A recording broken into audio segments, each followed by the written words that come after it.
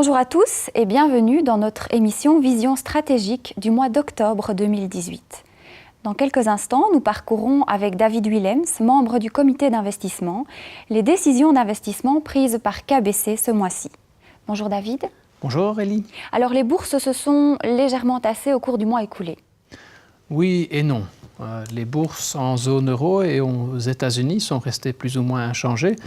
Par contre, dans les marchés émergents, effectivement, on a vu une petite correction.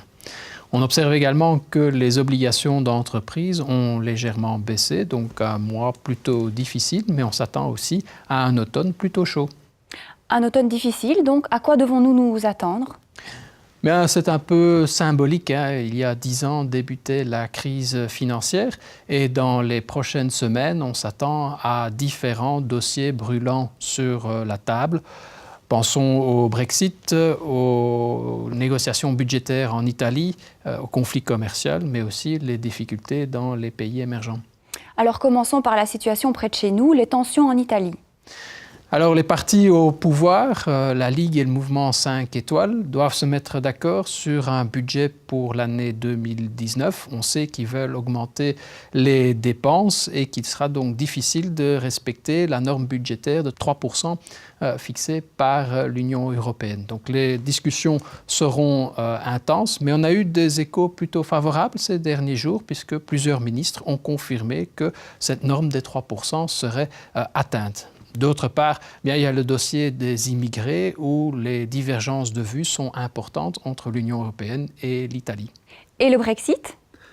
La date butoir pour le Brexit est la mi-décembre. Notre scénario de base est celui d'un Brexit soft but not smooth, donc un accord négocié mais pas sans accroc.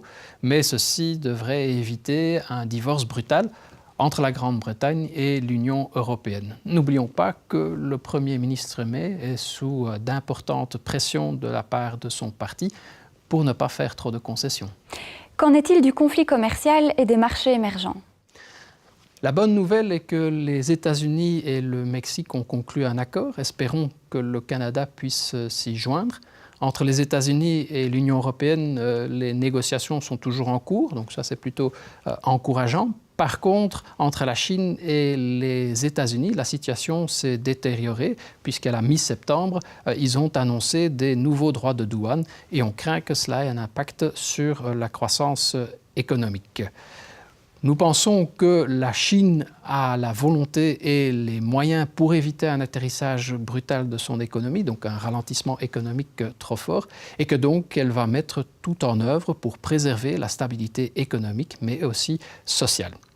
En ce qui concerne les marchés émergents, différents sont confrontés à des fragilités en raison d'un contexte économique difficile, d'un endettement trop élevé ou d'une instabilité politique. Pensons à l'Argentine, à la Turquie ou au Brésil. Mais là aussi, on pense que tant que l'économie chinoise restera dans un ralentissement modéré, les conséquences pour les autres pays émergents devraient rester plutôt limitées. Alors dans ce contexte, la Banque centrale américaine s'apprête à nouveau à relever ses taux directeurs. En effet, et elle a tout à fait raison de ne pas se laisser influencer. La croissance économique est forte, l'inflation est en hausse. Les autres banques centrales ont un peu plus de marge de manœuvre et la BCE, par exemple, continue de réduire ses injections de liquidités, mais une première hausse de taux d'intérêt n'est prévue qu'après l'été 2019. Il y a donc une divergence de politique monétaire entre ces deux banques centrales, ce qui va continuer de soutenir le billet vert et nous pensons que cela va se poursuivre encore quelques mois. Et quelles sont donc les implications pour notre stratégie d'investissement ? Nous ne changeons pas de cap, nous avons toujours une préférence pour les actions par rapport aux obligations. Nous gardons aussi des liquidités en réserve. Au sein des actions, nous privilégions les États-Unis. Nous avons aussi augmenté l'exposition aux petites capitalisations boursières américaines.